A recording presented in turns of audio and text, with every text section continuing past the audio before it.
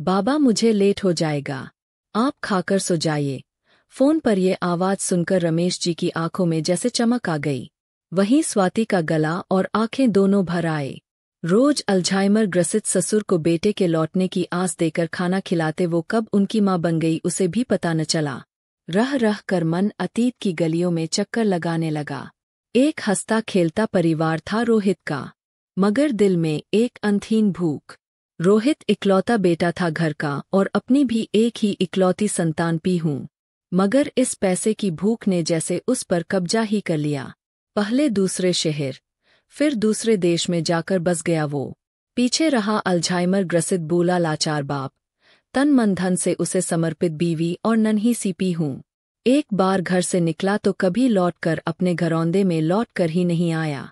उन गगनचुंबी इमारतों के किसी कोने में गगन को छूने की चाहत लिए न जाने कौन से अंधेरे कुएं में जाकर बस गया।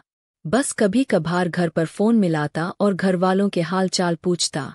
बूढ़े पिता की बेटे को एक बार सुन लेने की चाहत हर रोज वैसी ही रहती थी।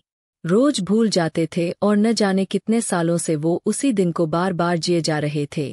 वही मनहूस दिन, जिस दिन रोहित का आखिरी कॉल आया था।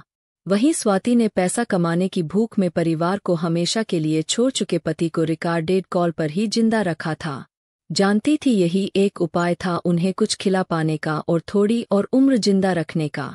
आखिर वो ही तो उसका संबल बन आज तक उसके साथ पिता के रूप में खड़े थे। पर अब वो उनकी मां बन गई थी। एक बूढ़े ससुर और 6 वर्षीय बेटी की समय से पहले बूढ़ी होती मां ने मुश्किल से अपने भाई की मदद से एक नौकरी हासिल की।